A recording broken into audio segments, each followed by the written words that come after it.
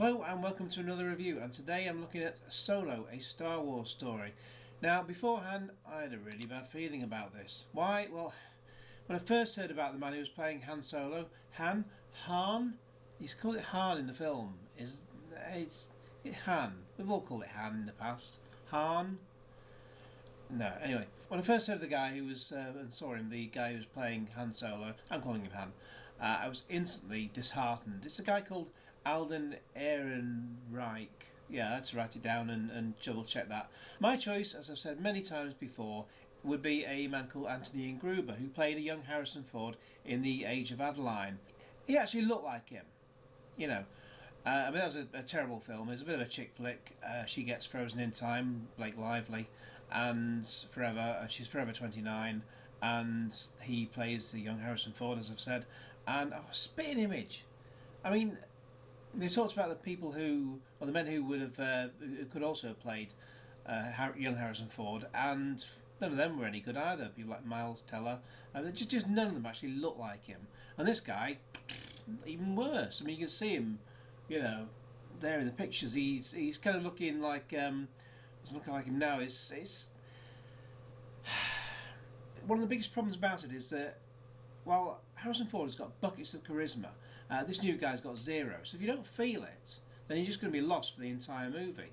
I mean, you may as well just be playing any old sort of cheeky character and getting into ridiculous and uninteresting scrapes. You know, it's just not Han Solo, and that's the whole point, because it's supposed to be Solo, Han Solo. It's supposed to be about him. Oh, Jesus Christ! This is not going to go well, as you can imagine.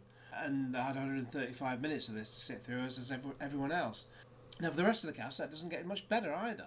The love interest, Kira, comes in the form of Emilia Clarke, and since I don't watch Game of Thrones, the first thing I saw her in was in Terminator Genesis, which is just slightly more pointless and unnecessary than this film.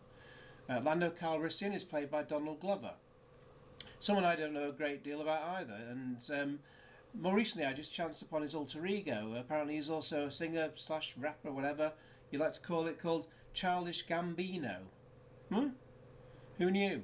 And yeah, it's got a rap song that's gone into the top 10 called This Is America. I call it I say song somehow because it's got in the charts. I had to turn it off after 1 minute, just utter junk, and it's 60 seconds of my life I won't get back. In addition to the cast members so far, who really just can't act to save their lives, most of the other character members are they're just mainly perfunctory. Mainly because you can't see them as you can't see them in full stop. They're either a CGI robot or in a bloody Wookiee suit. So you got L3-37 played by Phoebe Waller-Bridge from BBC Three's god awful man-hating Fleabag. You do get to see Woody Harrelson as Tobias Beckett, but Woody is Woody in most things, you know, and he's no different here. What's the point? Warwick Davis also shows up as a member of the rebellion, but he gets one line and then just like grins a bit, and then that's it. You know, he just sort of, when I saw him, I was just sort of thinking, right, well, come on, Warwick, say your line. That's clearly all you're going to have. And he said it, and that was it. I was like, oh, Jesus, what is the flipping point? Dear, oh dear. I wish that was vodka. Try and get through this film. Anyway, when Han first meets Chewie, they both speak Wookiee to each other, with the former's words being in subtitle form. But soon after, he just speaks English. Now, I never really thought about this whenever Harrison Ford was doing it, so I just presumed that Han was still speaking Wookiee, and that, you know, it's like one of those films where you may as well just hear it in English to save time, a bit like early on in The Hunt for Red October when Sean Connery is talking in Russian. That's not Scottish at all. You know what I'm saying. He's talking in Russian, and then it sort of zooms in and then pulls out, and it's at the point where it starts to pull out that he starts speaking English or Scotch. Only the basics of the plot were given out in advance, so that's basically really what we get in full form anyway. So there's no plot to speak of. There's no plot to spoil because there's no plot to speak of. It boils down basically to this film telling us how Han Solo met up with Chewie and Lando, and prior to heading off to join the rebellion. Naturally, the Millennium Falcon also come into play, but even when it does, you don't feel any sort of a buzz for it, because any sort of thunder it had is all stolen with The Force Awakens. There's also no big opening paragraphs, as those are reserved for all the main films. as we saw with Rogue One. So we just told in brief text how it's like a lawless time and that there's various trading going on, and the most sought after element is hyperfuel. Along the way there's one or two surprise elements we didn't expect, but nothing that's particularly interesting. It also speaks volumes that the original directors, Phil Lord and Christopher Miller, who did the Lego movie, were let go and Ron Howard took over. Whatever films of his you've seen in the past, and he's made some many great ones, this is not his finest hour.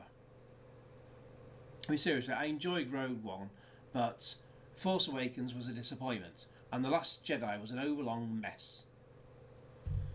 Now, why isn't this out at Christmas?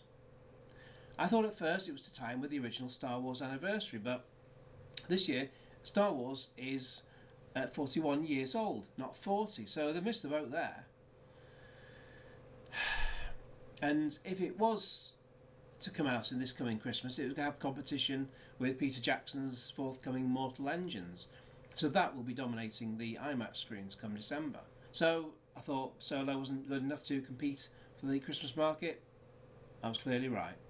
Even more telling for Solo is that I've not seen a ton of advertising for it on TV or on buses and billboards like you normally would. There's a load of stuff online, you know, trailers and whatnot, but just nothing sort of physical. Clearly they knew they had a duffer on their hands, or maybe they just figured that, well, we spent 250 million on the budget, so maybe that's enough. But then again, the lack of advertising, it's not surprising, given that everyone's just going through the motions. There's dull car chases and a forgettable score since John Williams is absent, apart from one new track and sort of various bits of remnants of his original, works. What also we had from Solo is that gave us a lot of lazy writing and a dearth of character development. It's just everything we've seen before, except for the fact that there's no big boss battle. Han's dashboard dice pop up early on to remind us that he's Han Solo. There's a bit where they give him a gun and get him to stand and shoot like Harrison Ford. He gets to say the line, "I have a really good feeling about this," obviously aping Harrison Ford's "I have a really bad feeling about this." But it's still a callback nonetheless. And along the way, Choi, there's no Choi in this. Along the way, Chewie roars because he's having a game of Dejarik, that hologram chess game. Now, quite honestly, I would have preferred Solo to be the movie of the Felicity Kendall sitcom, which ended in 1982 after just 13 episodes. That actually might have had more people in the auditorium too, because there's only about, I saw it like 11 o'clock in the morning, there was only like 7 or 8 people in there, including myself. The week before, at the same time, I saw Deadpool 2. That was packed at 11 o'clock. Also a massive queue for that one as well, at 11 o'clock in the morning. Bit annoying when you just like want to get in there, but then again they have that many bloody adverts and whatnot, so you're not going to miss the film unless the adverts or the trailers are broken down, as they occasionally do. But in addition to that, some of my friends didn't even know this had come out. Plus, rather than release this on May 24th, why not release it on May the 4th, which is Star Wars Day? May the 4th be with you, for anyone who's been under a rock the last 30, 40 years. That's a question I'm not going to get the answer to. Now, I saw this in 2D, and it's given that 3D makes a film look darker due to the lenses on the glasses. But this film is dark almost all the way through. So, seriously, do not bother with 3D. It's just going to make the whole film pitch black. Plus, it's just another cheap post-production conversion job, so it's not even shot in 3D. We also learned one key fact about Han Solo, which I didn't know before. So I'll put in my review the link in the video description below, and you'll have to read that, and you'll see, click on the spoiler header, and you'll see the thing I'm talking about there. But what score did I give Solo: A Star Wars Story out of 10?